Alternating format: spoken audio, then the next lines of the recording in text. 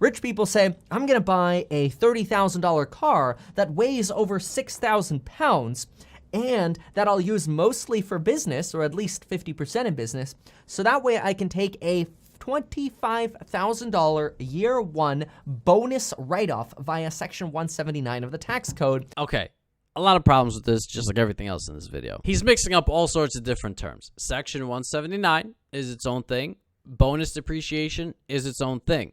So in taking Section 179 bonus deduction, again, the guy doesn't know what he's talking about. But in terms of putting a vehicle in use that weighs over, let's say, 6,000 pounds in a particular year, yes, there is the ability to place vehicles into service once you've purchased them and take deductions on those vehicles. But the issue is it's based on the percentage that you use for business purposes. So like he said, at least 50% for business, that's not enough to take the full deduction. It needs to be 100% for business. If you use that vehicle 60% for business purposes in the year in which you place it into service, that's going to affect your deduction that's available. So his numbers don't work. You can't purchase a vehicle for $30,000, take $25,000 deduction, and just have the use being over 50%, okay? It would have to be pretty substantial, the business use, to justify a $25,000 expense in a particular year, all right? So be very careful with this area. Don't just slap deductions onto the tax return that have no justification, all right? And following people like this, you could see, can create a very distorted sense of what's possible and not possible on your income taxes. So keep that in mind. Then you even have some rich people who just declare whatever angel investment they made a total loss with no expectation of ever getting money in the future, and they just take a write-off for that. You can't just throw money at something, not get it back, and claim a deduction. There are steps to take there to substantiate that deduction and make sure it's actually applicable. And you can't simply assume that you've abandoned an investment and that's all you have to do. There are parameters that you have to meet in order to write off an investment in another company or another venture. The other question is that a capital loss or an ordinary loss? Big difference, because capital losses are limited to $3,000 per year at the federal level that you can use to offset other income. On the other hand, ordinary losses would not be limited. So the big question is capital or ordinary, and that is just the first question you need to ask in terms of evaluating a loss on an investment and how to treat it from an income tax perspective. Again, so this dude is way off point. Don't just think that you can give somebody $50,000 and their hair salon doesn't work out and you can immediately write that off as ordinary losses against your other income. Extremely dangerous what he's talking about. Rich people be like, I'm going to invest in real estate to lose money, quote unquote.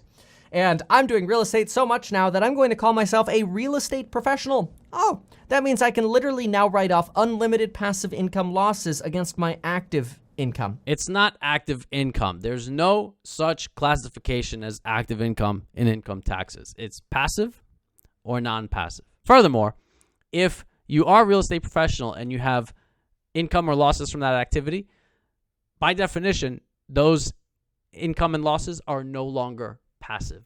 So you can't say that as a real estate professional, you're writing off your passive losses.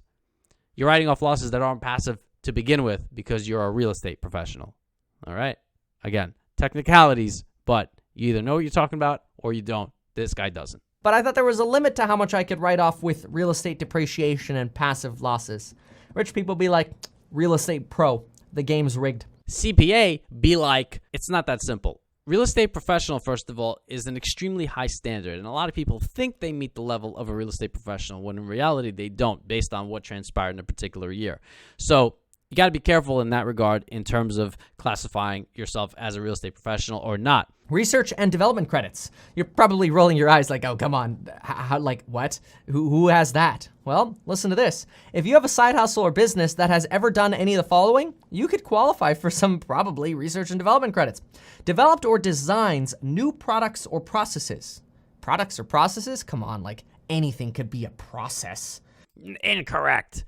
The problem is there's hundreds upon hundreds of pages that can guide you in terms of the research and development credit. Case in point, let's take a look at Section 41, credit for increasing research activities.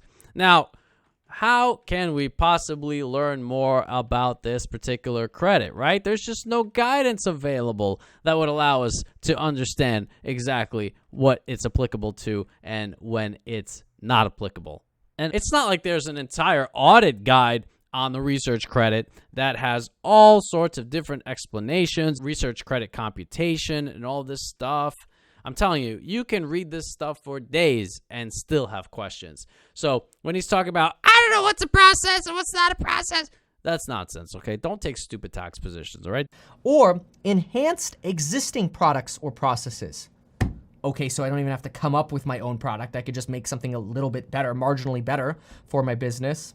Just try to picture, while you look at this face, try to picture a scenario where you try to actually apply the research and development credit with a straight face. I'm talking about just put yourself in a position where you can imagine a scenario where you not only have a business that you're applying this to, but also you have expenses that are incurred for reasons of research and development. Really think about a scenario where you can justify this. There are plenty of real scenarios. This is a real credit, so don't get me wrong. But again, comes down to intent, facts and circumstances, and you don't want to be in a position where you have to justify a bunch of nonsense taking a tax credit that you shouldn't have taken based on shaky facts and circumstances. This is where people get in trouble. Now, you're in business and you might be able to write off 20 to 25% plus or minus for research and development credits on top of being able to write off the expense itself. Again, incorrect. What he just said is totally wrong. If you are taking a cost as a credit, you're not then allowed to take it as a deduction. They're mutually exclusive. You take a credit or you take a deduction. There are so many provisions in the tax code that prohibit both, and this is one of those. You cannot take the R&D credit, even if you meet all the hurdles and you actually have legitimate R&D expenses that will qualify for the credit. You can't also deduct them. There's no double dipping here. This is so dangerous. This should be taken off of YouTube. I can't believe this was even uploaded. I mean, the dude didn't even bother to vet this. I can tell you that nobody has watched this video that knows what they're talking about and instructed him and give him notes, because this is totally off. Unbelievable. So there you have it, folks. 15 items, of which at least 13 of them are completely crazy / incorrect / potentially criminal / just don't even bother with it in the first place. All right. So that wraps up the first edition of A CPA Reacts to Terrible Tax Advice. What'd you think of this video? Did you like it? Should I make more? Did you have comments? Leave them down below. Let me know what you thought. If you found this video helpful and valuable, hit that like button, subscribe to the channel, and feel free to leave a question in the comments down below, because I might address it in a video just like this. I just might be less critical, okay? I don't take kindly to people that spout nonsense on YouTube, but people that leave questions in my comments, I'm a teddy bear too, all right? With that said, hopefully this was helpful. Thanks for watching.